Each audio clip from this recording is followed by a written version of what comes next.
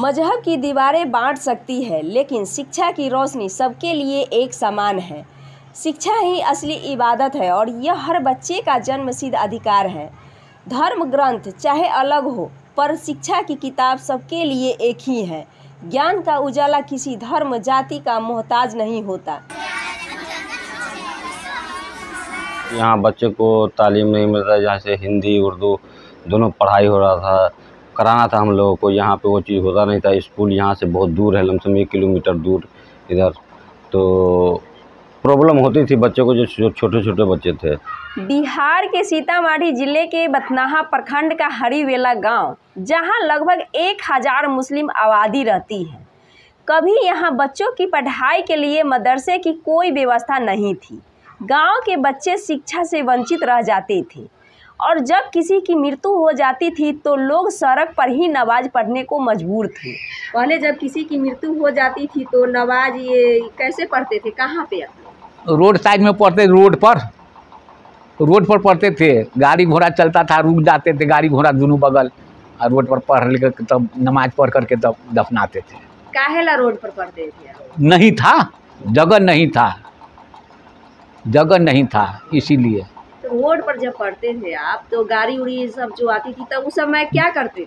दोनों बगल खड़ा हो जाता था गाड़ी, जाम कर देते थे इधर उधर, बीच में नमाज पढ़ करके तब दफनाते। वही समय में अगर कहीं कोई एम्बुलेंस हो या किसी तरह की इमरजेंसी, तब आप लोग क्या करते थे? तो उसी टाइम में तंगा वो किए करके बस मात्र 5 मिनट के काम, 5 ही मिनट के काम।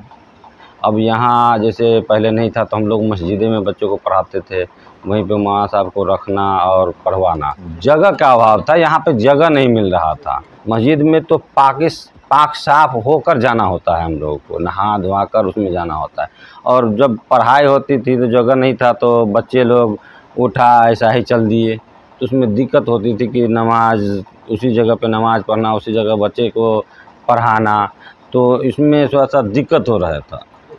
अब हालात बदल रहे हैं। गांव के मुखिया के सहयोग से यहाँ मदरसे का निर्माण हुआ है।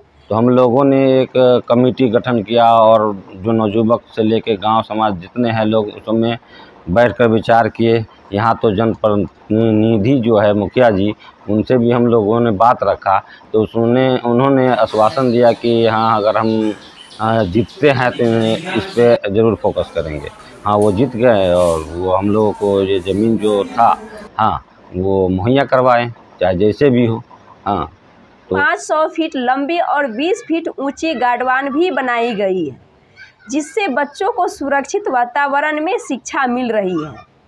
तो आज जाके हर चीज़ का सुविधा उपलब्ध है हम लोगों को। जहाँ से आइए वहाँ से, यहाँ पे 2-4 मेहमान हैं जो आए यहाँ पे आकर बैठ के आराम से अपना रहे, और समय समय से बच्चों को भी पढ़ाई होता है।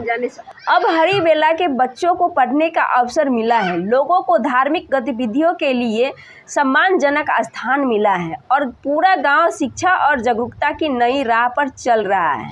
जो बाउंड्री था ये बहुत घातक था, जो इधर से पानी मारता था, तो हम लोग को दिक्कत भी थी।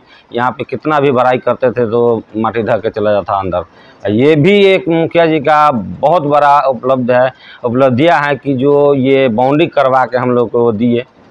कहाँ से क्या पूरे गांव समाज को सुविधा हो गया, मुस्लिम तबके के लोगों की सुविधा हो गया कि हमें यहाँ सारा चीज़ का व्यवस्था हो गया। बारात से लेके जनाजा से लेके बैठका, मर मेहमान दुनिया जमाना जितने हैं, वो सारे चीज़ का सुविधा।